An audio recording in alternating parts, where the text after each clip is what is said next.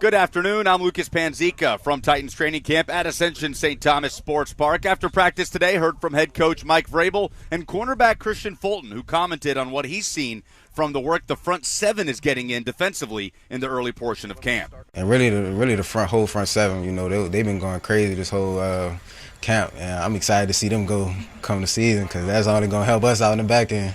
So definitely the front seven, you know, they definitely stood out to me. News around the NFL, Diana Rossini reporting that the New Orleans Saints are expected to sign both running back Kareem Hunt and Anthony Barr. Alvin Kamara suspended for the first 3 games of the season. The Titans will travel to New Orleans for Week 1 to open the 2023 season. Tonight, Nashville Soccer Club hosts Mexican powerhouse Club America in the League's Cup round of 16. You can hear the coverage right here on The Zone. Kickoff at 7 p.m. For all your foundation repair and waterproofing needs, visit USSTN.com. Breaking news at once on your home for the Titans and Vols. This is 104.5 The Zone.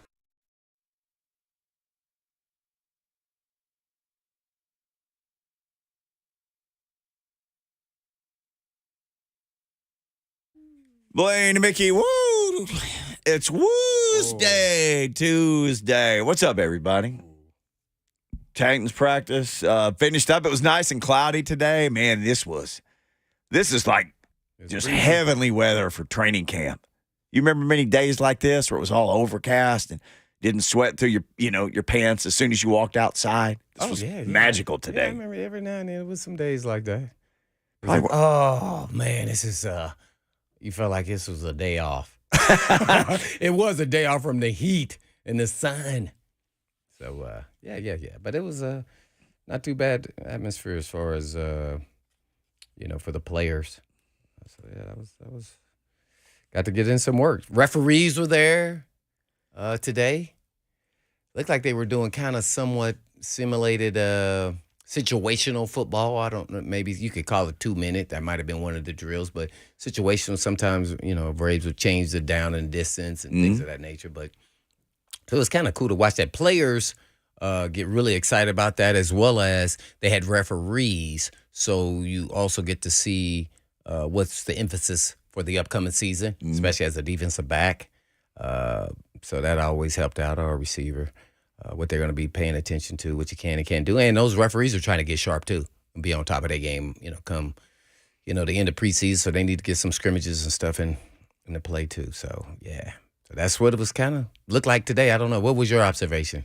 I was up top. Mickey was down low. We had it covered. Yeah, high and low today. Yeah, high and low. My first thing was you noticed no D-Hop. Right.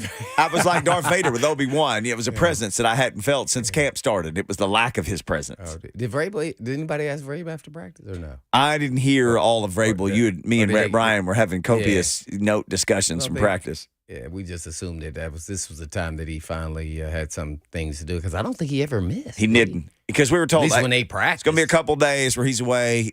We knew that when he started. Don't be alarmed by that. And then he showed up every dang day until today. It's probably the time, because I don't think he probably was going to play, if at all, this game. Maybe a little bit, but I doubt it. So, yeah, this is the time to miss. So, yeah, cool. A lot of situational stuff, as you said. Big difference there with receivers, though. Without him out there, I'm just going to say that. Well, like, okay, when this happens, I go, uh-oh, this is Burke's time. Yeah. He should be the focal point, because this could be actually how it happens in a game. Sure. And then you go up now, 1A and 1B, and 1A and B becomes B, and he becomes A. So, and then everybody else fall in line. That's where you have the Moors, the NWIs, and they have to step up for this game or two or series or whatever it may be. And that did not happen. I don't know why it didn't happen. Maybe it wasn't an emphasis in their thought process. But I would have come back to the huddle, and Burks would be like, hey, man, give me the rock. I'm open when I'm not open. Because he's got to expect this is my time to shine, at least feel that way in his mind mentally first. And the coaches have to say that this is going to be maybe just a conversation with him, that we're going to, try to get you the ball a little bit, and let's just see what happens. See if he can be that one. Again, see, there's always different levels you're trying to push different players to based off their talent. Mm-hmm. And to me, that should have been emphasis. So I was a little disappointed in that. Now, I don't know if that's his fault. He's the receiver. The quarterback throws the ball, and the coaches have to emphasize that. So that didn't happen. They were going through their progression reads and throwing to wherever the progression took them. I noticed several times it took them to like the third guy in the progression. There were several times they got all the way down to the guy standing right next to him. So you're saying the defense won again? I seen the defense won again. Defense won again. They did. Oh, man. I mean, I asked Traylon Burks about it after practice, and his thing was, well, I mean, it's camp, it's the NFL. Different people win every day, and that's true. But the defense has won a lot of days. They more often than not, we've left practice, and I thought, man. Sometimes it's easy, and you're like, boy, defense, they couldn't do anything with them today. And other times it's like, okay, I'm going to write this down. You kind of do like the math, like, Burke said this. D-Hop. But then, Trey Avery knocked this one. That defense won. Maybe 55, 45%. But today felt like another pretty solid win for the defense. Yeah, they definitely won. But, the thing is, I'm always watching the offense a little bit more because this is what everybody wants to hear about mostly. Especially with the defense and this dominating defensive line we have. But I thought that the Harrison kid and Roberson Jr. stood out today with some catches.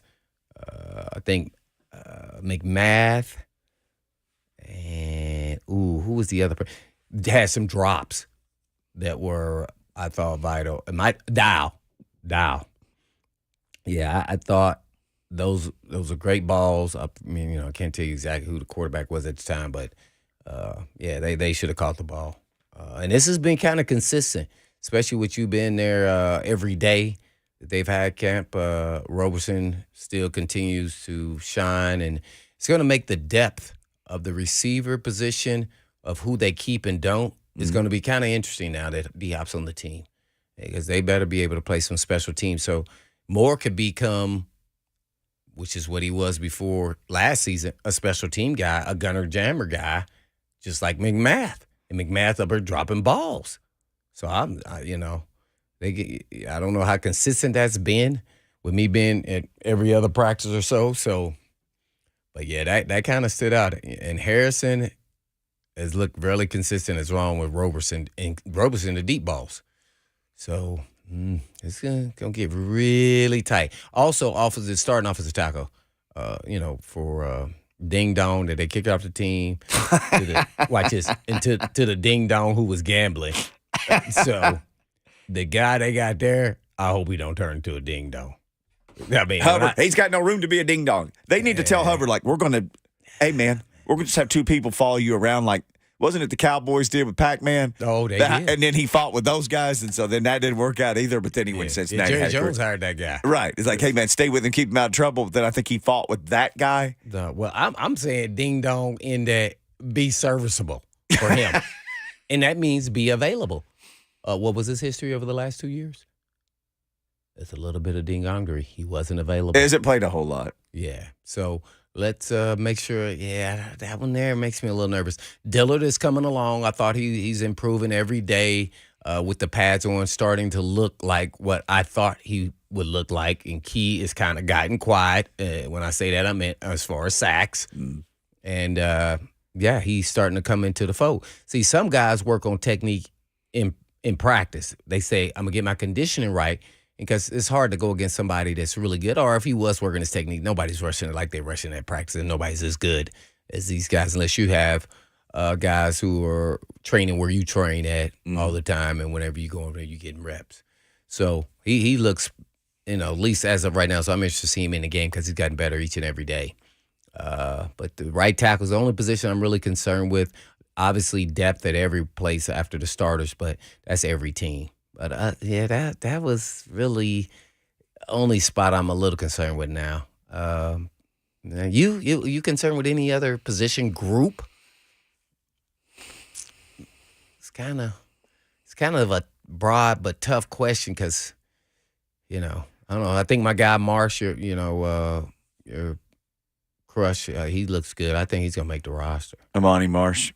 Yeah. Number 25. And number 2, nickel guy behind McCreary. And haven't seen him in some special teams, but yeah, he looks like he can do that. I watched him on specific plays today, Marsh. I know we talk a lot about him, but there's only so much you can say about Derrick Henry. But you batting 100. Every guy you had a crush on here the last 2 years that made the team. I actually go back to Tiny Khalif Raymond. My man Khalif was my first guy. Well, where I'm like, talking about back-to-back. I never seen like anybody I could look in the eye, and he's in the NFL. Well, he was fast. He's fast. Yeah, he was fast. And he's worked on his game. Like he's gotten quicker and faster. Yeah, and, with Detroit. Yeah, yep. He's become a solid regular NFL player with Detroit. So good for him. What did you think about Malik? Did they take him out one time, or was that Levis? Rhett Bryan, I guess, was standing at a different angle. He said Malik was pulled out at one point today because he didn't get the playoff. Didn't get the playoff in time. Right? Yeah, because they were doing. I was on the other end of the field where I was standing. Rhett said at one point Vrabel was on him about not getting the playoff in time. Oh, okay. Yeah, a lot of people are saying Willis is the quarterback that when they threw the ball, they dropped it. Yeah. Malik Willis threw the ball that Racey McMath dropped. He definitely is much improved. This is going to be a battle. I think in-game situation is going to really determine who's the number 2. Mm-hmm. Naturally, Levis, because of where he was picked, probably is going to have an advantage if it's close, if it's a tie. But that was good. Oh, the kicking game. They had some snaffulery going on today. Trey Wolf kicked today. So yesterday, Shudak made all of his kicks just when there's like kick a field goal. Then at the end of practice, they went to 2-minute, like go kick a field goal to win the game. He missed both of them. And there was no fans cheering. So today, Wolf had a rougher period where it's like, okay, kick from 33 yards, kick from 42 yards, kick from whatever. But then he made both of his in the game-like situation at the end, although one just drifted over and hit like the curvature on the other side. But he made it. It was right down the middle. But that sucker just eased over. Yeah, nobody say it eased over. It's either made it 3 points. Yeah, he got it. Yeah. So he hit both of his when they mattered, and Shudak missed both of his when they mattered in the same exact situation on day-to-day, back-to-back days. So that was interesting to me. Like, you said, I would okay. keep a veteran in my back pocket just in case. I don't know. Until I see him in games. Do you think they want to wait till week 2, Blaine, so they could cut that guy later if they felt like it? That they would bring on the veteran kicker and wait till week 2 so his salary's not guaranteed? Why else would you not have a veteran kicker? These guys have one game between them, Shudak and I remember and I'm all Wolf. about that action, boss. Their actions tell you what they're thinking. And their actions tell you they want one of these 2 guys to be the guy. Because if not, they would have a veteran, or they just say, I will just wait. And then I don't like the veteran who you're waiting to not guarantee his contract. Really? So I think they just want someone with a stronger leg that's accurate from further than 48 yards. Well, and Music City Malik is all up in us here on the F&M Bank Chat. They were a lot longer for Shudak, 53 and 48. Look, brother, I was there. But here's the thing. It goes back to just what you said. They had Randy Bullock who could kick from 42. They need somebody who can hit from 48 or 53. Yeah. And I know it was windy, so to whoever said that, too. I get these guys are like golfers. They know the win and how much it's their job to make the kick. Yeah. And here's the thing, Blaine. They didn't just set the ball down there. That's where the drive ended. That's where he had to kick it from. Mm-hmm. So that's what we're getting at. MCM. Appreciate your I say that chiming because in. It's critical to kicker, especially in the tight games that Vrabel's been in the tights. I just want something that I don't want to have to think about it. Nope. And so that's what they're trying to get to. And I think they're trying to figure out, which one of these 2 guys. I think they believe that one of these 2 guys are going to be the guy. Craig Ackerman was asked, I don't remember, maybe I asked him. I don't remember who did. Somebody asked him, like, is it more important leg strength or is it more important accuracy? And he essentially said, and Jackson, it's out there floating around in the world somewhere, and we can always play it later. But he essentially said, we're looking for leg strength. We feel like we can teach accuracy. Right, and that's exactly it. It's no different like you use UT's quarterback, Milton. We can't teach you can throw a rocket launcher, but we can teach you to contain it, though. Yeah. Mm-hmm. And Wolf, to make it more accurate. Last year it seemed like Shudak was booming him. He's a tiny little dude.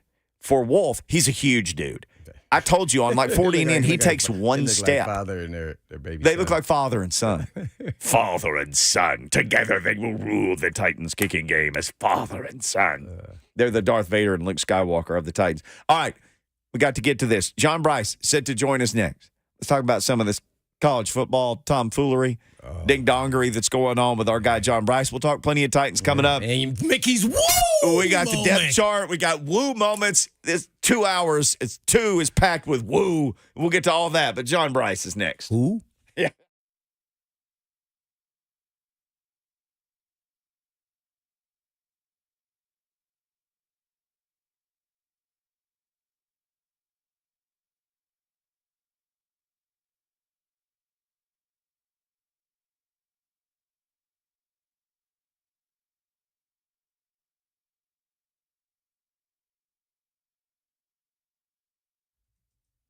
Well, I need you to call on Cool Ray's trusted certified technicians to help keep your AC unit working efficiently all throughout the rest of the summer. This includes no service fee with any repair. And Cool Ray still has industry-leading rebates, so you can save up to $1,250 on brand new Timstar home comfort systems.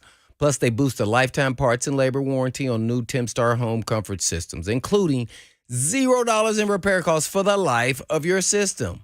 And don't forget, Cool Ray isn't just there for your HVAC needs. Schedule your free estimate on 2 of their most beneficial summer services. And to find out what may be hiding in your home's water, such as nitrates, chlorine, or other potential harmful contaminants, with a free in-home water test for Cool Ray. And, of course, keeping the cool air in and ventilation and installation services from Cool Ray. Storm seasons is nothing to fear, so with a whole home generator from Cool Ray Electrical, you can get the best in the world. So schedule your visit online at coolray.com. No phone call, no wait, no worries. You pick the date and time that works for you. That's coolray.com.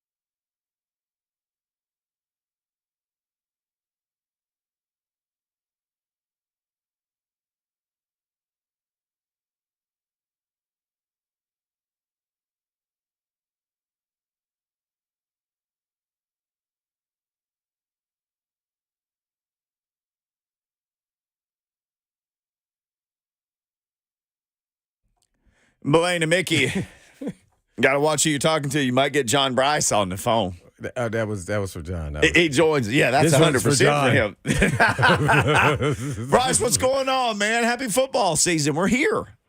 Yeah, we're here whether any of us is ready or not. So Go. happy football season to you boys as well. Hey, are we ready as a society to have Cal and Stanford in the Atlantic Coast Conference? Yeah, I wrote that today. That's literally pointed out that The absurdity. It's flat out absurd. But what that's happening right now isn't basically flat out absurd, and so it's nuts. I don't think that we're ready for that. I think that they're desperate for anything that keeps them viable, even though the chasm has never been greater. There's no longer a Power Five. It's poised to be the Supreme Three, and then whoever can pick up the pieces from there, which is what the three of us have been talking about for years. Is that it's going to be 40 to 60 teams that truly matter, and everybody else is going to be searching for table scraps and to-go boxes. Okay, since you brought that up, John Brice, Football Scoop, our guest. So I know we've talked about this because we sure have talked about it. Like, okay, does it wind up at 50 or 60? What's the number? Let's say that they do that. Could it be, Brice, though, that is those 60 teams, all that thing is a football thing? And and then for basketball and rowing and everything else, what if we said this? All of that could shuffle back into geographic non-madness. So could we do that? Because, like, the Sun Belt and follow under the NCAA rules? Yeah, I mean, Okay. could we rebuild everything then? Because, like, Blaine was a MAC guy, right? The MAC makes sense geographically. I'm a Sun Belt guy. The Sun Belt makes sense geographically. Could the rest of it then start making sense? Yeah, I was at the National Director of Football Operations Conference in May down in Dallas, Frisco, and one of the key talks there, or key points of discussion among multiple conferences and in the main meeting rooms as well, is that, like, football is absolutely and seemingly or irrevocably drifting closer and closer to being its complete own entity, to the point that one of the talks was like, look, there's all this talk about Title IX, but the fact of the matter is football is just different, and more people are starting to realize you have to treat it differently. And I do think as there's more money involved from a broadcasting standpoint, as people try to figure out what guardrails, if any, are going to be applied to NIL and just how much different football long has been, I do think that we're drifting into football being completely its own entity, especially with a 12-team playoff on the near horizon, and just the direction that everything's going. And then, yes, you could maintain more of the traditional collegiate model in some of these instances. I talked to somebody with direct Pac-12 ties or whatever it is now, the Pac-Quad, in the last few days. And, there are people at Cal and Stanford that would very much like to see those programs go to the NCAA Division III model, which obviously is just not even offering athletic scholarships. So it's chaotic times. Jeez. John Brice, our guest at John D. Brice 1 on Twitter, footballscoop.com. You can read all of his stuff there. Well, John, speaking of chaotic, I mean, what is FSU, Florida State, thinking at this moment? They act like they want out, but they're not going to be able to get out, are they? It waits to be seen, Blaine. It's the worst kept secret going all the way back to last summer and earlier this year that both Florida State and Clemson want out of the ACC. Both of those programs, much like now on a smaller scale, but on a similar mindset to when Texas didn't want to be part of the Big 12 network because it wanted its own network. Clemson and Florida State very much believe that they are carrying the ACC and not the ACC carrying them. And so I think that very obviously the Florida State president's comments were deliberate. They were calculated. He knew exactly what he was saying and doing.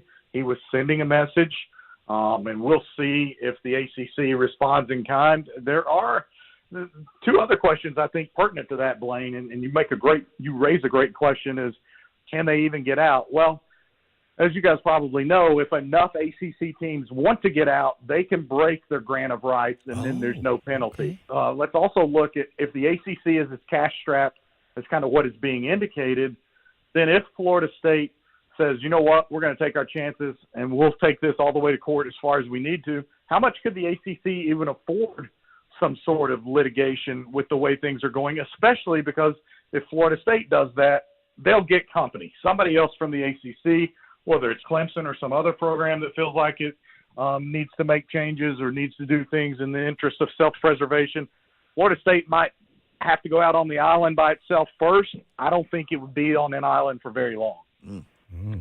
Well, speaking of islands, something near and dear to you, where does this leave Notre Dame? Is Notre Dame going to do anything? They don't have to do anything, do they? Or do they? To be part of the big picture now here, Mr. Independent Notre Dame. I don't think they have to do anything, Blaine, because, look, they're already conference affiliated in everything but football. And then you look at the fact that the playoff is expanding to 12 teams in a year. There's all these new alignments, and geography means less than ever before right now in college football. And so I don't think that Notre Dame feels any pressure to do anything. Southern Cal has already said, we're joining the Big Ten, but we're keeping our rivalry with Notre Dame. Other programs have already said they're going to continue to play Notre Dame. And look, Notre Dame is getting ready to host Tennessee State for the first time ever. It's the first time Notre Dame will have hosted an FCS team or an HBCU team. So all of college football is drifting to where with this expanded playoff, you're going to have really the need for 10 important quality contests on your schedule. It's not going to matter if they're conference games or not. It's going to matter how quality are the opponents you're playing, what does your schedule look like for about 10 games. Notre Dame has already made the concession that, hey, we're not going to join a conference, so because of that, we're okay never getting a bye as one of the first four teams, and we'll always be no better than a fifth seed, but we're okay if we're a 5 seed and some 12 seed has to come to South Bend, Indiana the first weekend of December. We like our odds in that scenario. I have a threefold question, I guess, here. It's kind of long-winded here, but what are your personal thoughts on realignment? And then what do you wish would happen and what is going to happen? Yeah, that's a loaded one. Yeah. I mean, I'm a lifelong college football fan. I love the history and the rivalries. I've long been an advocate and on the record as being an advocate of players should have been allowed to transfer a long time ago without penalty at least once in his or her collegiate careers. I like the NIL model. I think it's being misappropriated in some instances, and certainly that's the refrain I get from coaches is that, like, we love NIL, but it's just legalized pay for play, much like AAU basketball back in the day. But whatever this loose alignment of teams is going to be, it just needs to be they still need to preserve some of the things that make college athletics so special. John Brice, Football Scoop. That's right, at John D. Brice 1. So let's go back to the Pac-12. As you mentioned, the Pac-Quad, the Pac-4, somebody released like a whole PowerPoint about what the Pac-4 is. It's hilarious and sad at the same time, where some guy made it like it was being presented to, a boardroom. Do you call it the Mountain West and, cherry pick San Diego State and a couple of others? You try to just merge with all of them? Do you, get SMU on the phone? What do you think they do? Because, this deal is drying up soon. And, once upon a time, that conference was as proud as any, has decorated a history. It has all that stuff. It can't just die, can it? It's very much on the precipice of just dying. Gosh. It's already there. And, are you going to call it the Mountain Pack or the Pack Mountain? Or Pack Mountain, I like that. Pack Mountain, they could probably get North Face to sponsor it or something.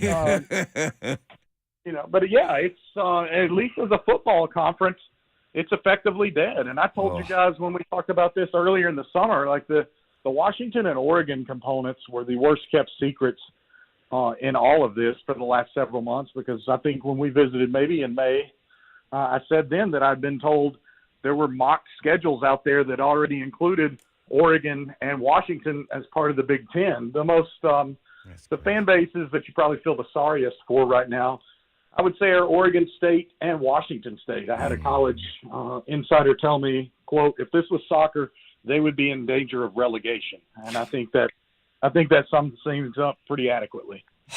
So let me ask you this. When we went to SEC Media Days, Greg Sankey stood up and he spoke at length about name, image, and likeness, and about going and asking for federal relief for, Congress to come up with some NIL rules that were fair to everybody. So that's the biggest thing really that Greg Sankey talked about.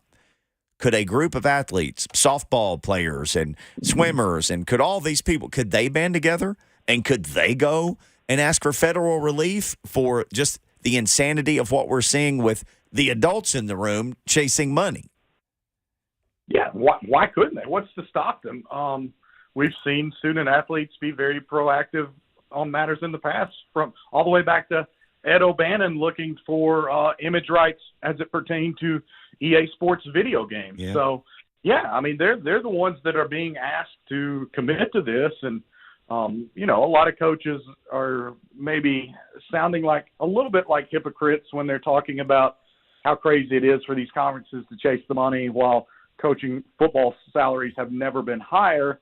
But I do think that there's some genuine intent with those comments, because I've made the comment to people before. It's nuts. You're going to have student athletes flying midweek from Piscataway, New Jersey, or Rutgers, all the way to the West Coast. It's 2,700 miles from Charlotte to Stanford. So you might add, and Charlotte's where the ACC headquarters are. So you might add Stanford, which is 2,700 miles away. If I was better at geography, I would see all the different international cities that Stanford would be closer to than Charlotte. Oh, my gosh. John Brice with us talking craziness of college athletics here on Blaine and Mickey. Well, John, guess what gets lost in all of this is Larry Scott, when they had the opportunity, I guess, to merge 2 years ago after Texas and Oklahoma, committed to the SEC.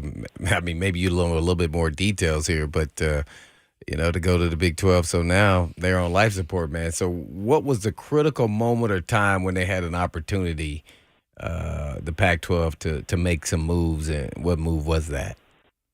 I would say that the critical mass moment would have been 2 summers ago when Greg Sankey and Bob Bowlesby and all these other people met secretly and came out of those meetings patting themselves on the back about how they were on the verge of a 12-team playoff, and they were so happy there had been no media leaks, and they stopped just short of doing a remake of The Lion King and singing Kumbaya. And so they're sitting there bragging, practically crowing, about how great it was that they had developed this working framework, this format to expand to a 12-team playoff, and nobody knew about it. And then 1 or 2 weeks later, Oklahoma, Texas, and the SEC conspire to have those 2 teams leave the Big 12, and the dominoes started from there. So I would point to the fact that those leaders were all in these meetings talking about how great and wonderful they were working together, and there was backstabbing going on in those meetings. I think, to me, that's the tipping point of everything. There you have it, John Brice with Football Scoop. I guess one more for me, and this is more just college football in general, off the note of realignment and everything else with conferences, is will Georgia be a three-peater? It's super hard to three-peat, and I don't think anybody in college football has had more players drafted the last 2 years than what Georgia has. And plus, they're going into the season with an inexperienced quarterback. So I think Georgia is a playoff team, and I certainly understand their odds to repeat, but it's hard for me, or to three-peat. But when is the last time we've seen a three-peat in college football? It's been a really, really long time for a reason. I also think that Ohio State is probably a little overvalued right now, considering what they lost, especially when you talk about 2 top 50 lineman draft picks and C.J. Stroud, the great first-round draft pick at quarterback. They're still really good at wide receiver. They're good at running back. But they've got some significant holes to fill. So I do think it's potentially a little bit more open this season in college football, just because even the quote-unquote great teams still have some pretty significant question marks. There you have it. John Brice, Football Scoop. All right, I'll ask you this then on the way out. One more general college question. So everybody we talked to at SEC Media Days had a strong opinion on Nick Saban. Some people said he's absolutely lost his fastball. There's no coming back. He couldn't win with the first-round draft picks, 2 top 10 guys last year, the best offensive and defensive player. How's he going to win now? And other people said, oh, no, I mean, he's never gone, 3 years without winning a championship, so he's due to win a championship. Where are you on the Nick Saban, where he is now? I'll tell you what, I'll share this with you guys, and I've told it to friends. I don't think I've said it on radio before. I talked this summer to a guy who has worked with both Nick Saban and Kirby Smart, and he told me that Nick Saban is remarkably hungry and that he absolutely loves outworking these coaches and trying to outperform these coaches that are half his age. I won't use the exact terminology. I would like to think this is a family program, but he emphasized that Nick Saban absolutely relishes the opportunity to outwork these coaches like a Kirby Smart or a Ryan Day or whomever that are half his age. So I'm not remotely ready to bet against Alabama. I think the Tide are really good, really elite. Some people have said their best backfield since maybe Derrick Henry and Josh Jacobs or whoever it was with him. So they're really elite at running back, and they've got some nice pieces, obviously, on defense and in other spots. They're really unsettled at quarterback. I've seen Tyler Buckner up close and in person a bunch, and he couldn't take sole command of the starting job at Notre Dame and wouldn't have started if he had stayed at Notre Dame because it would have been Sam Hartman regardless. And so I do think Alabama has a giant question mark right now at quarterback.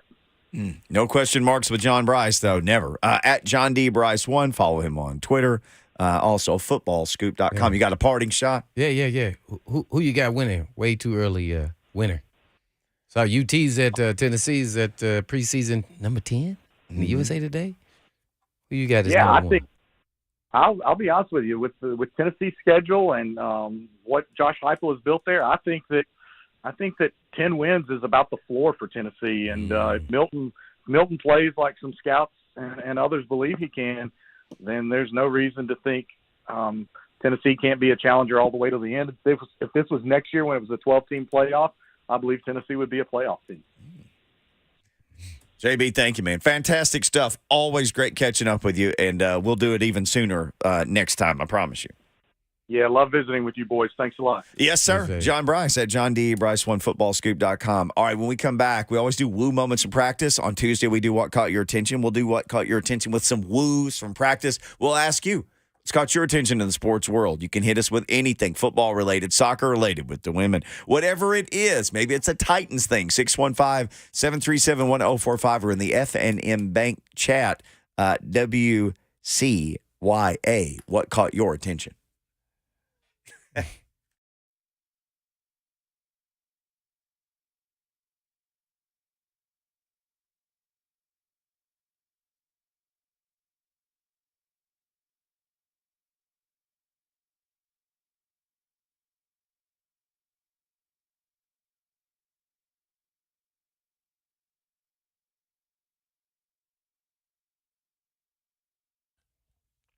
Did you know Eurofix has a very different business philosophy? They staff all their locations with the staff that the average auto repair shop doesn't, just so they can be ready for your emergency when it pops up out of nowhere.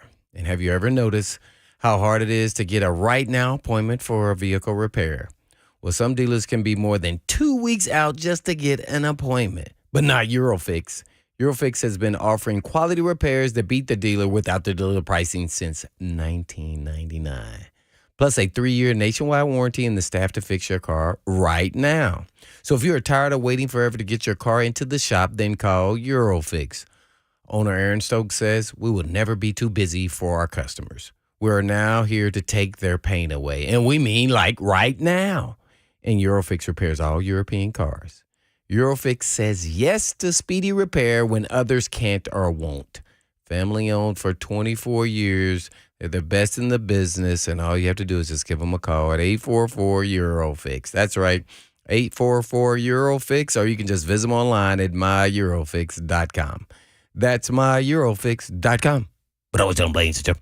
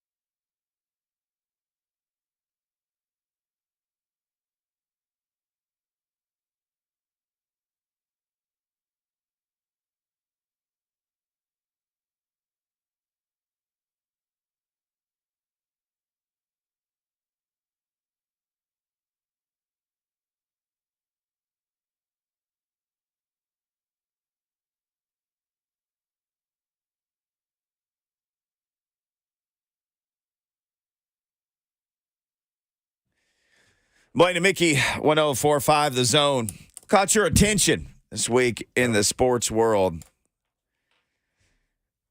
Lethal Latins _615 says, how about that 6'5", 455-pound lineman for TCU? That caught my attention. What? I did not see that. Jackson, you know about this 455-pound lineman for TCU? You seen this? Why you, Jackson? Jackson? I don't know nothing about no football player.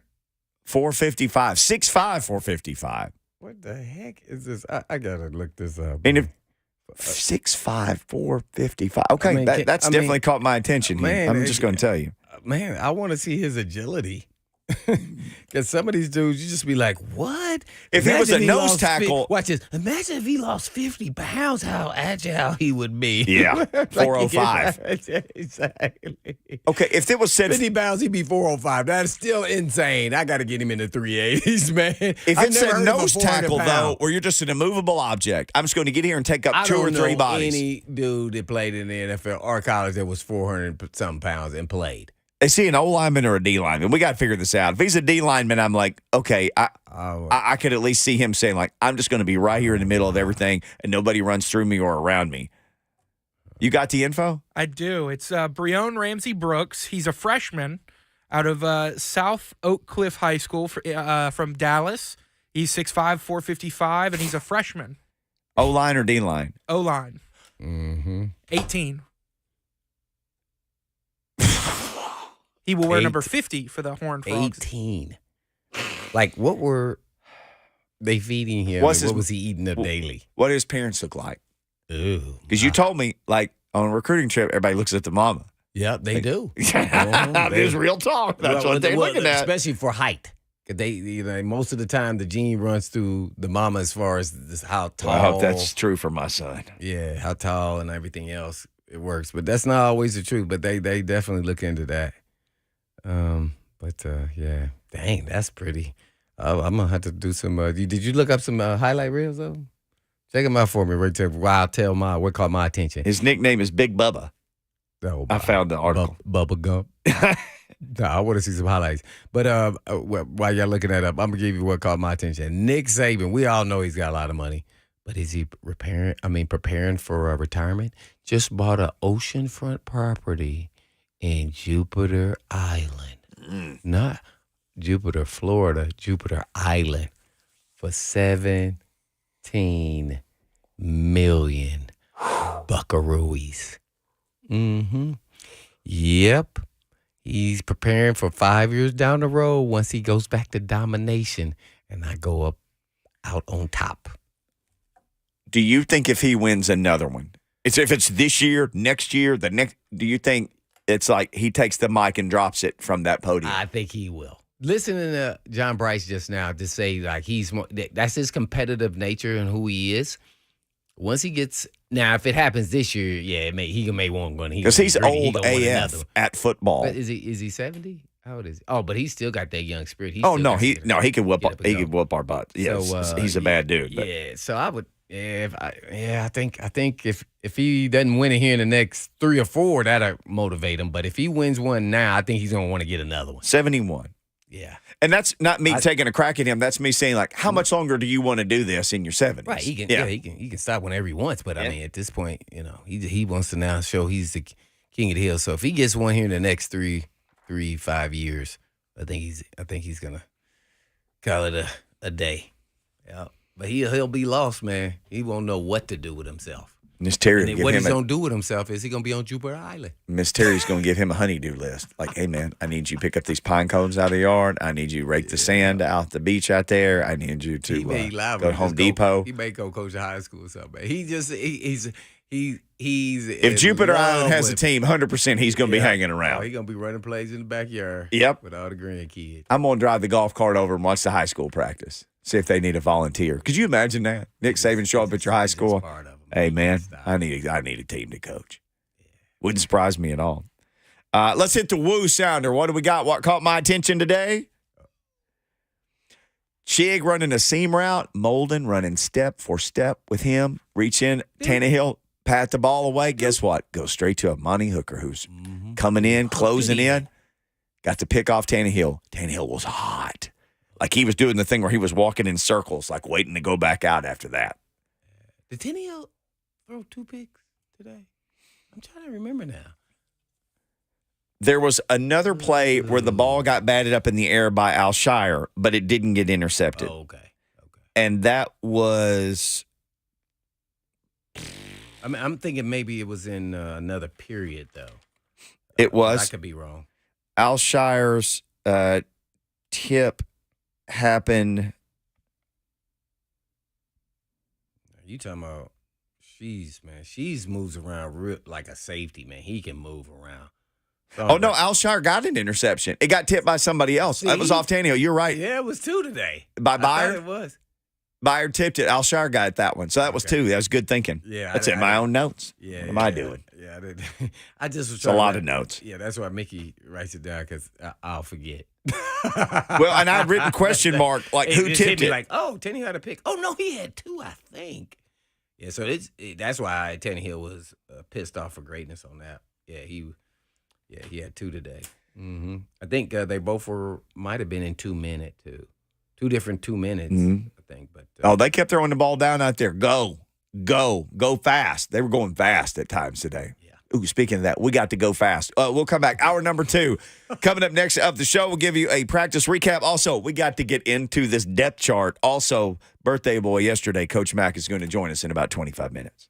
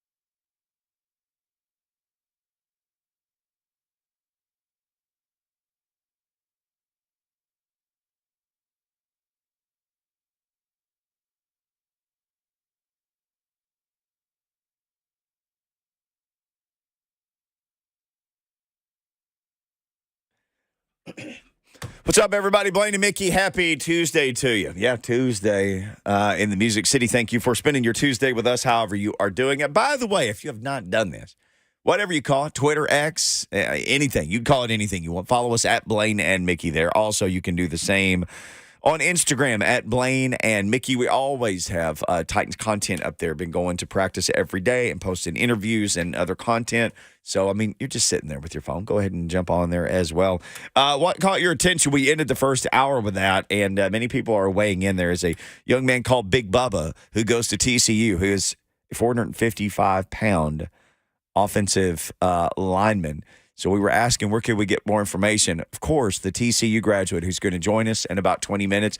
Coach Mack sent us an article about him. So Coach Mack, we'll ask him about Big Bubba, his fellow TCU Frog. We'll also ask him a bunch of Titans questions. We'll also tell him happy birthday again because it was Coach Mack's birthday yesterday. So we'll ask him what kind of Coach Mack stuff he did on his birthday. I would imagine that it is probably all football related because that's Coach Mack's. Coach Mack stuff is a whole lot of football related. Titans did some football stuff yesterday. They dropped the depth chart for the first time. Ooh. Now, once upon a time, it might get handed out or kind of released on its own. Those old tricky, sly devils, though, you get what's called a game release every week that there's a game. And, oh, by the way, as somebody said in the F&M Bank chat earlier, hey, it's game week. Let's go. It's game week. So let's go. So we get from the Titans this it's like 101 or 2-page document. That's what you get. I don't know if anybody's ever read all of it. I've read a lot of it because I like minutia. You know me and any type of numbers and minutia. I love it. I can't read over anything that says 1 or 0. Okay, well it's all there. Ones, zeros. Oh man, everything is there. But Lord. nestled in the last 6, 7 or so pages of this thing, Titans' unofficial depth chart.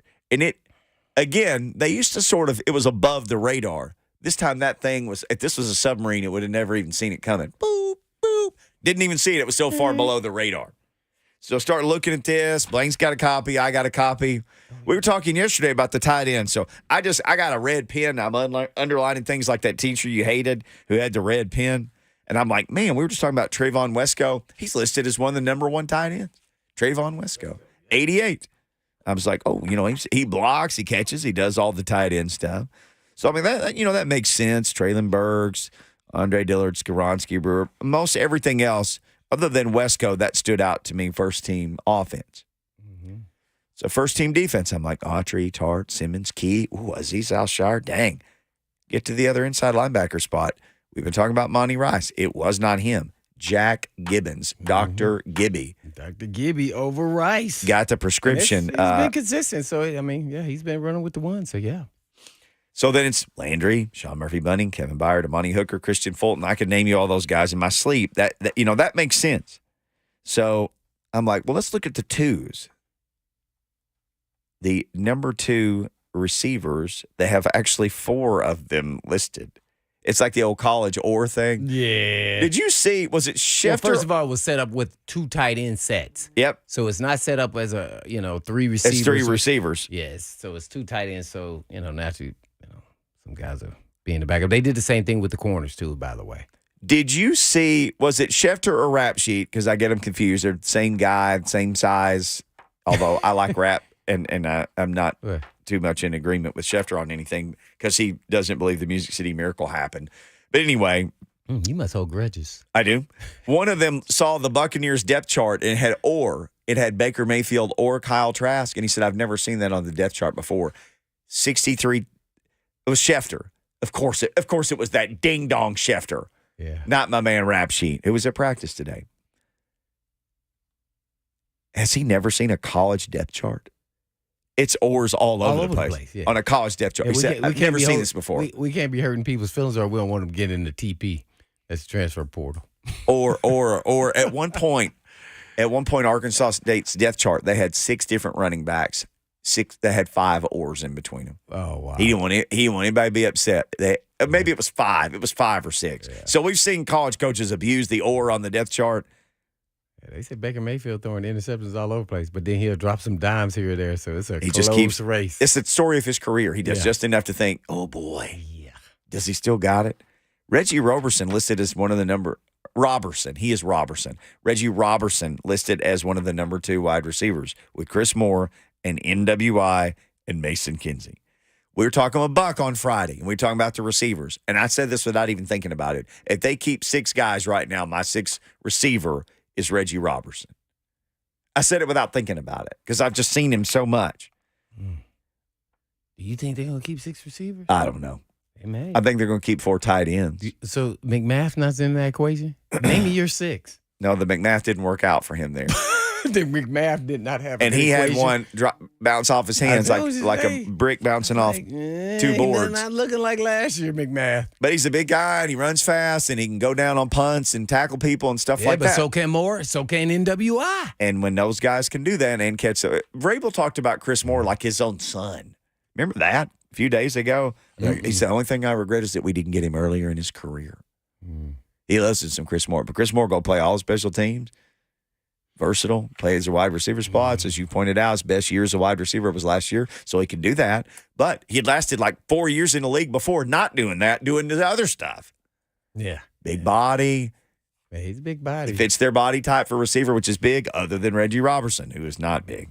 Yeah, I saw some little chinks in his armor at receiver, though, but that's my eye. I think his deceleration is easy to read. When I say that, I'm talking about him planting and come out of his breaks. I don't know if he's just tight-hipped or he was just sore today or what it was. Hadn't noticed it before, but today it was real clear to me.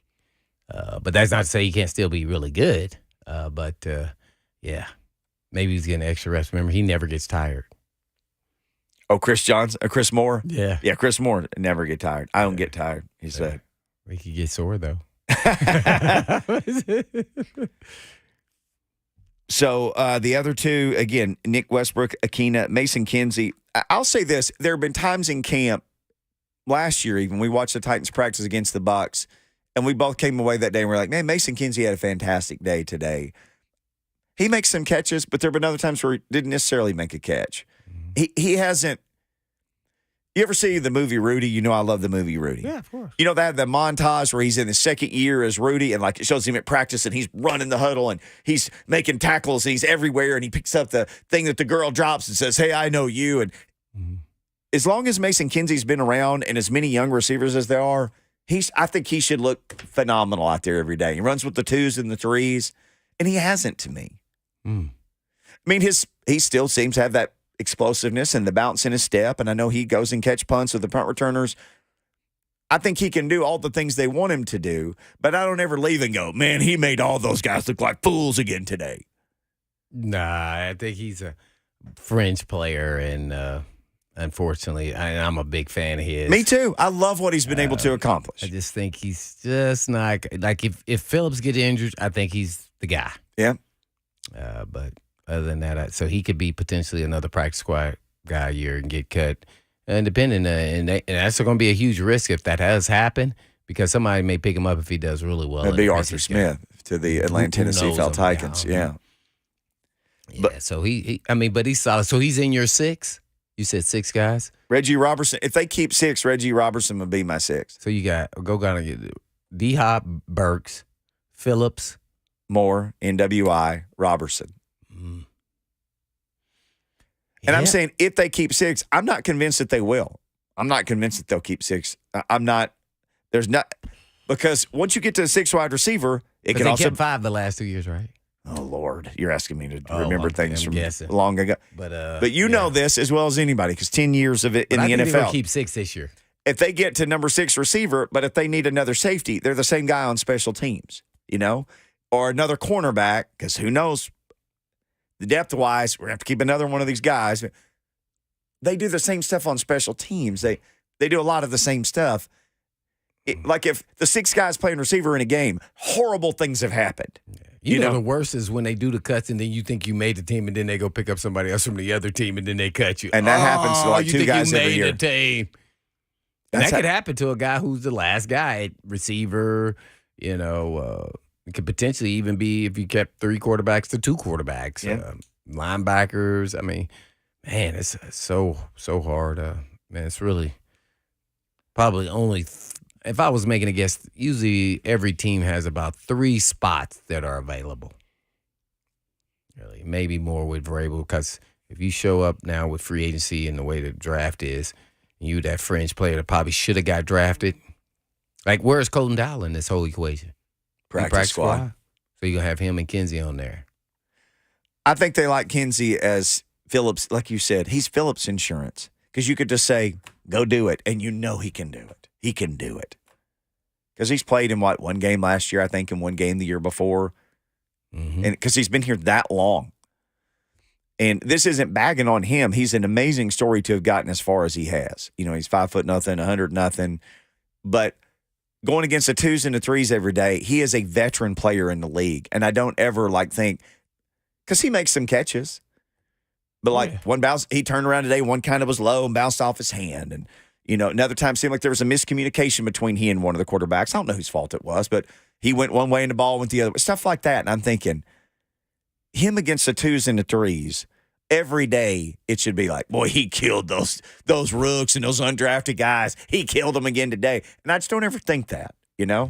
Well, he did against Tampa Bay, and I know we've talked about that before, but they had no slot cover guys because he wasn't the only one. It was all of them. Robert Woods and Phillips, but they couldn't guard any of those guys who could, the kind of jitterbuggy type guys who run great routes because they're sliding. They've got super quickness. He ate them alive. Tampa Bay should pick him up immediately. Seriously, man. Just to give their guys trouble every day in practice. Like you always need all different types of receivers, and even if it's just one jitterbug, all of them can't be 6'2" or taller. Here, run a 4.5 and have great wingspan or 4.4, whatever it is. You got to have a change-up guy. Yeah. So but it's going to be tough sledding. It's going to be really hard. I think bringing in D-Hop really helped balance out what this room should look like. A little disappointed. I wanted to see Burks take a step up today since he was, D-Hop was not there at practice, by the way. Burks had one nice play in 7-on-7 where he kind of got away from his guy and just kept running towards the end zone. It's one of those things where you don't know if it would have been a touchdown or not, but it got his teammates excited. But you're right, didn't write his number down a lot today. And that was in 7-on-7, which is designed for him to score a touchdown. Yeah. It was on the field, and they were kind of doing situational 2-minute. Yep. Different things. So things were happening a lot faster, but still, man, they should have made a focus. I thought they would do it. I don't think they really called his number like that. I really like you don't. said, quarterbacks went through progressions, and they progressed a lot to number 3. Yeah. To the tight end or to the running back or the slot guy who was way, way, way underneath. They progressed through a lot of that today. Tight ends, my guy Raider. Tight ends got a lot of work today. I think there's going to be 4 tight ends. What do you think about Wiley? Wiley had was it from Malik today where he got wide open in the middle of the field deep and he threw in the ball? I don't know. We'll have to see if he's like, I don't know. We got to go, Jackson. We'll have to see. Is he a willing blocker? That's the word willing blocker. Doesn't have to be, a road grader. But I do think size-wise, he's a complete freak. Oh, no. He's every bit of 6'6", 6'7". He's big. So there would be times it's like, if they trust him, hey, man, we're in deep, lower red zone. You just go moss your guy. We're just going to throw it up in the air because he's that big of a guy. He stands out as big on an NFL practice field to me. Wesco, Wiley, Chig, and Raider. Yep. Oh, I think all 4 of those guys, as it stands, would be here. Raider can run down on special teams. We can run down to Coach Mack on special teams. We'll talk to Coach Mack. The Mack Attack coming up next. We'll talk Titans roster with him.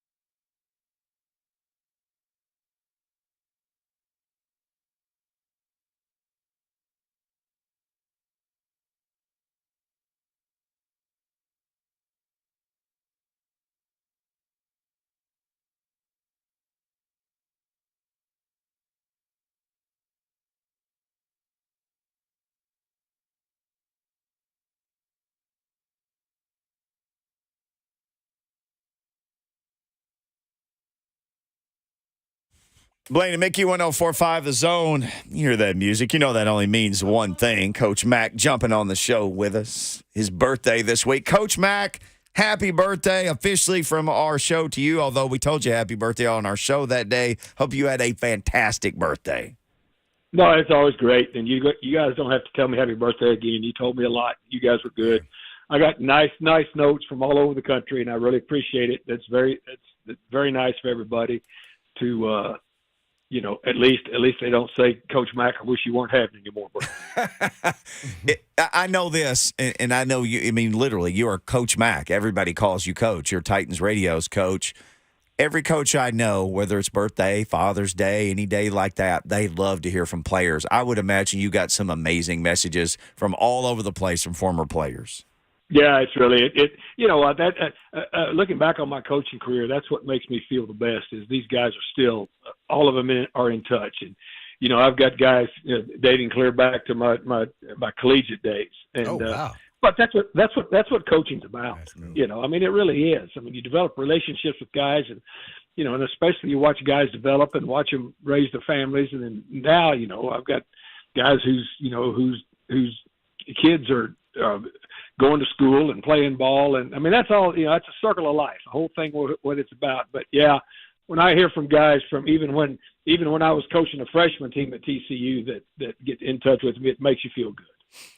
Speaking of TCU, you sent us a link to this guy. They got for people, we do this, what caught your attention segment. Somebody said, y'all need to see this Big Bubba down at TCU, 455-pound freshman offensive lineman. And you immediately sent us a link. Of course, you'd know this guy. He's a frog, just like you. Yeah, South Oak Cliff Golden Bear. I absolutely know him. They're on Marsalis Avenue. I recruited South Oak Cliff when, all my years in college. I'd go to South Oak Cliff, start thumbing through their log of alumni that have played professional sports. I played with Danny Colbert, who's one of the all-time great players. He and I were in the same draft class at TCU there. I recruited Egypt Allen out of there, who was another really, really great defensive back. And then Dennis Rodman's at South Oak Cliff Golden Bear. There's athletes all over the place down there in South Oak Cliff. This guy, the people at TCU had sent me that clip, and I said that when you watch it, the dude can move his feet. Now, look, he doesn't need to weigh 455. I'll just go out on a limb and say that. Right. Is there anybody that's played over 400 in college football? I'm sure it has. No, I'll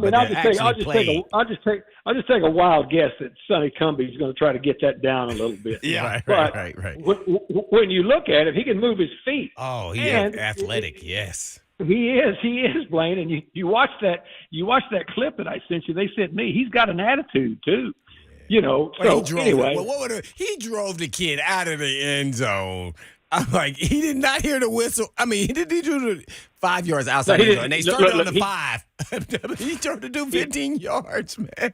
How about the other one, the kid that tried to come into him, and he just grabbed him by the back of the neck and threw him on the ground. See, to me, of course, they'll work with it, but he's an athlete. But he had scholarship offers from quite a few places. Oh no, he's not just a guy that came down the turnpike there from Dallas to Fort Worth. So interesting, very interesting. Big Bubba, we'll see. Golden Bear, South Oak Cliff. I've been in that locker room many a time. Yeah, maybe get him down to. We were saying, if he lost 50 pounds, he'd be a svelte 405 at that point. Coach Mack, the birthday boy from this week, joining us for the Mack Attack. Well, Coach, now that we done had at least a week of pads, anybody impress or disappoint? Yeah, I like Peavy on the defensive line. Ooh. That dude. I kind of liked him. To begin with, Rhett Bryan and I, of course, we watched practice a lot together, and you look at him early on when he first came in. He was a big, thick dude, but now he's kind of he has an NFL body. Mm-hmm. And you start looking at him and just in watching him, once the pad, of course, the big men, it's pad time for them. And so, yeah, I like him. I like what he's done. I really like the defensive side of it. What I've seen in practice in shorts and in pads is Aziz. This is a trigger K&D linebacker. This dude can do it. I mean, I like him, a lot. I really do. And you know what else I like? And of course, this shouldn't surprise anybody, but I really like watching the tandem of our two safeties work together. Those first two. They made a couple of plays today where they made, they tipped the ball away and then somebody else got the pick.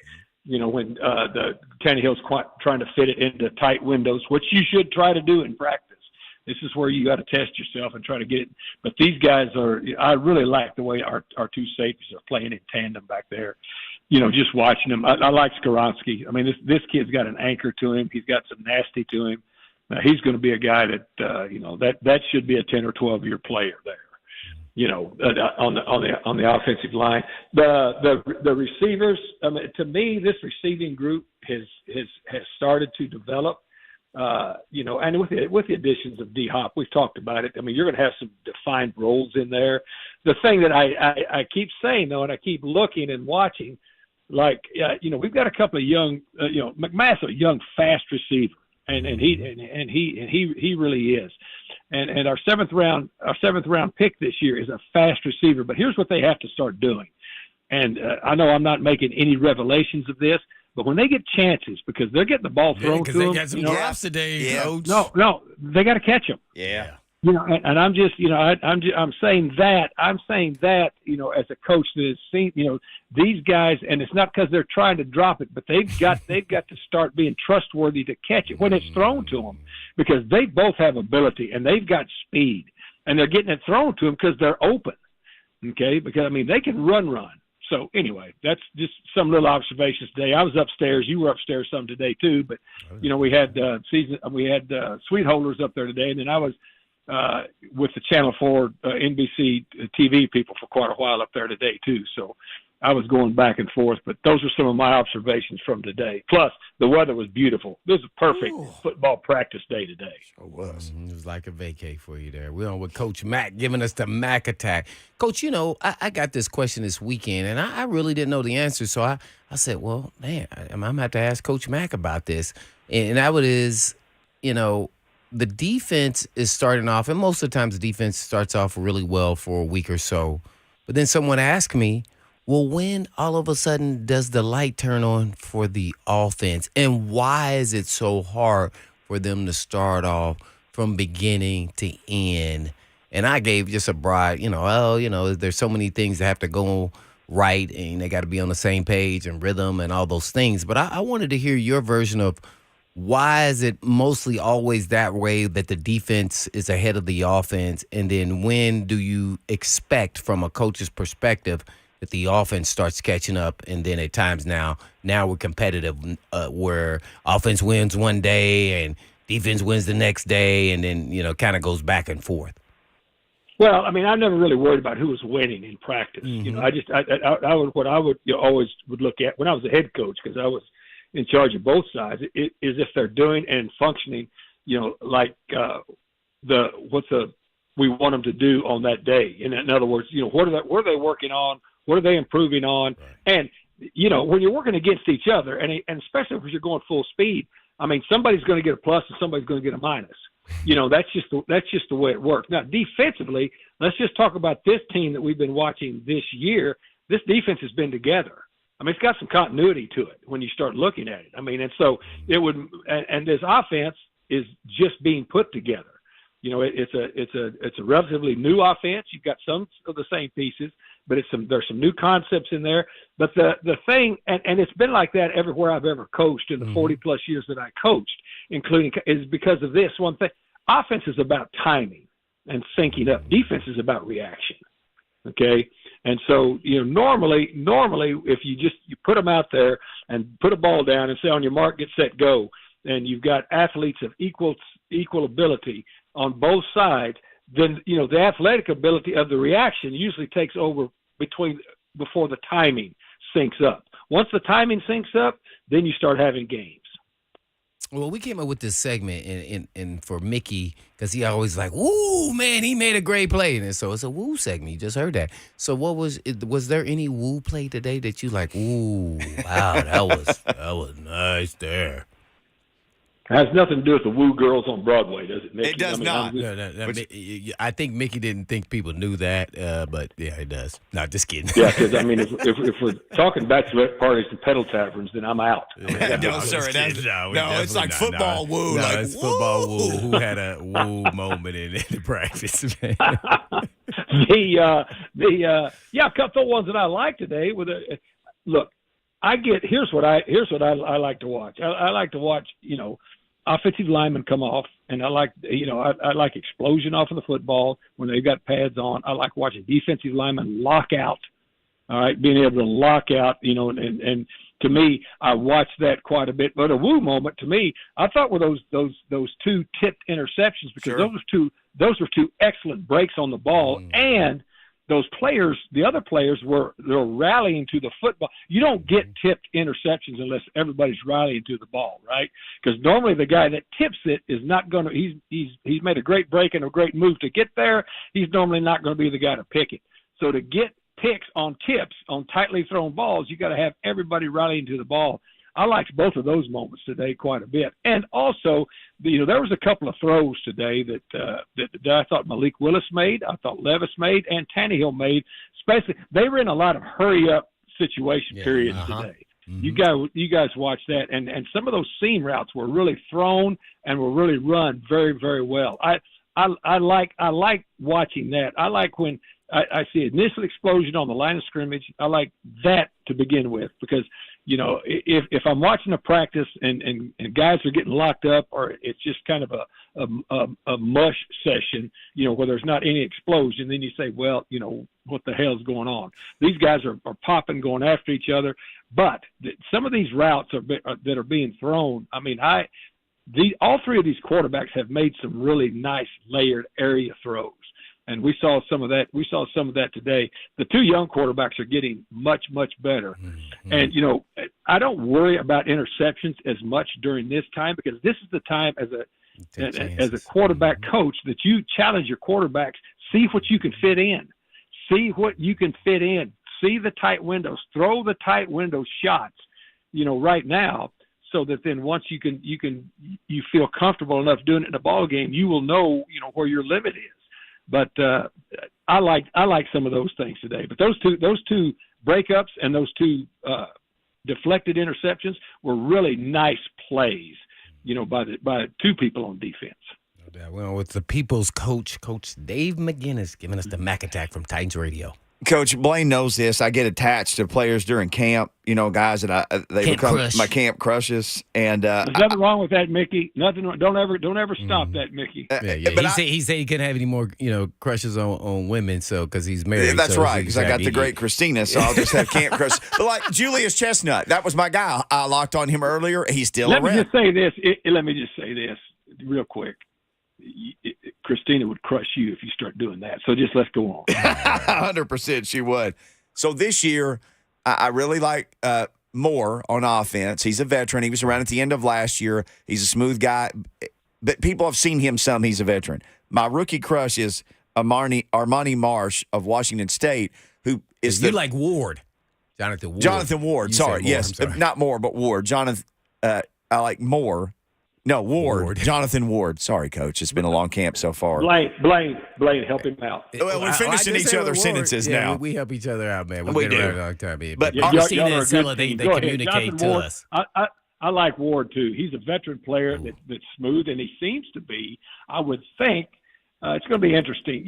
This first non-official depth chart that they put out, I mean, you can pay a little bit of attention to it, probably not much, but he's a guy that, and if you're going to be a third back on an NFL team, you better be able to be a special teams contributor, big time in all the big four, which is punt, return, kickoff, return. You better be a contributor to at least three of those things, hopefully four.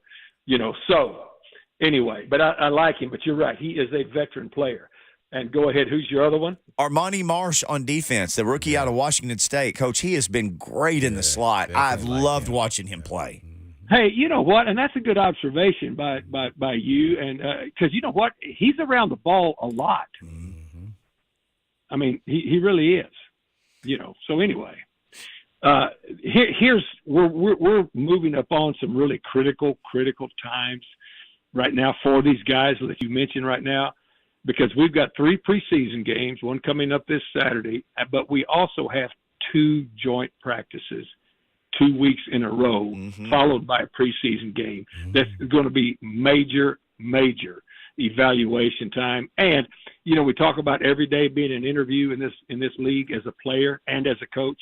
You got some big interview days coming up for those kind of guys. For sure. We had somebody in the F&M Bank chat who said, will you ask Coach Mack his thoughts on Vrabel giving Coach T the helm this weekend? Makes me so happy. That is so cool. I mean, that makes me – look, Mike Vrabel, I don't have to say this, but I think most of our listeners know because they're pretty sophisticated, and Mike Vrabel gets the league on a whole lot of fronts. He just gets it, okay? And it just – I mean, I've liked his presence as a head coach since I've been associated with him. But that to me makes so much sense. First of all, T is not only a good football coach; he's a really good man. He's a really good man. He's got the respect of that whole team, and for him to step back and say, "Hey, do this and do this," with some real legitimacy to it. I think it's absolutely outstanding because. I just know this. I've been a head coach in this league. There are so many things as a head coach when you get one of these things that you think that you have no idea what it is. You really don't. But to just get the opportunity now to do it in a trial run so that you all of a sudden, feel, wow, so this is what it is. So this is what it is. It also, I would think, and I know it did for me once I started moving on my track to be a head coach. It really opens your eyes as the way that you're looking at the entire process and the whole program. Did that make sense? And I mean, you start looking at the whole team in a really, with your bright lights on. And I think it's just absolutely fantastic that he is offering Big T the opportunity to do this. And I think he'll do a great job with it. Look, Mike Vrabel gets it in this league, what's important to his players and what's important to his coaches, and this is important. I love the move. Love having Coach Mack on, the Mack Attack here on Blaine and Mickey. Well, Coach, I'm going to finish off with your wheelhouse, the linebackers. Kind of break down Dr. Gibby, and Rice's game. Because this is going to go down to the wire. Mm-hmm. Yeah, well, of course, Monty Rice is a really good physical player. When he had the Achilles problem, that set him back. I mean, that has set him back. And where Dr. Gibby, I think, is catching the coach's eye and my eye when I'm looking at him is he's right most of the time and in the right places. And you can tell him when he's out there that he's directing traffic and he's pointing things out.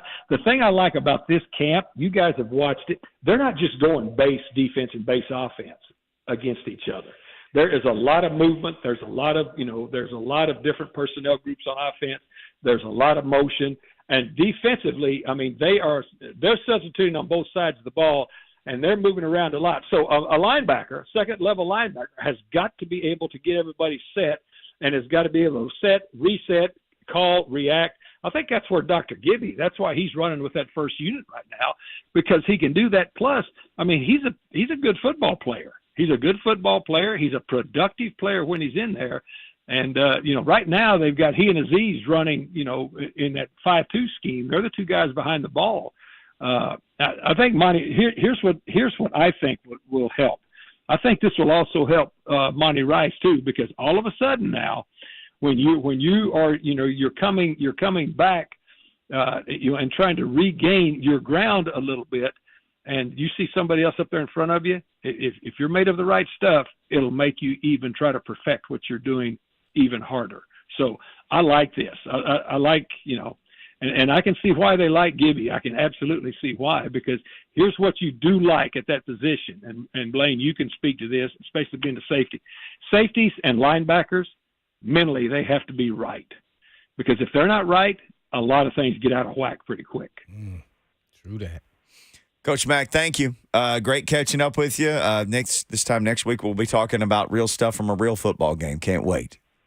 Absolutely, guys. Always a pleasure. See, Blaine and I pulled in the parking lot at the same time today, so I've seen Blaine since early this morning, And the last thing I said was, I'll talk to you on the radio, and here we are doing it. Yeah. All right. See you, Coach. See you guys. Coach Mack. We'll wrap things up next. Interesting stuff. Christian Fulton spoke to the media today. He spent his offseason away. He trained away. He was asked about training away from the team. What all went into that? Some good stuff next from the Titans starting cornerback.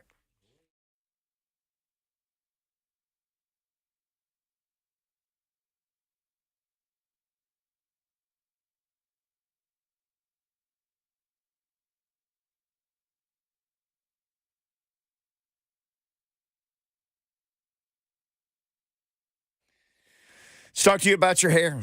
Let's talk to you about the hair maybe that you don't have anymore, the hair maybe that you still do. I'm going to tell you about this place called We Grow Hair. You've heard us talk about PAI for years. It's the same place, We Grow Hair. My buddy JT used to always tell him, you know, your website is wegrowhair.com. You're known for growing hair. Just change the name to We Grow Hair. And they did it. So, JT, I'll give you all the credit. Look, they've got this multi-unit hair grafting procedure. It's a trademark procedure. It gives you more hair in one procedure. It saves you time and saves you money. And here's the thing. You get this one procedure done and you have your hair growing back on your head, your own hair for the rest of your life.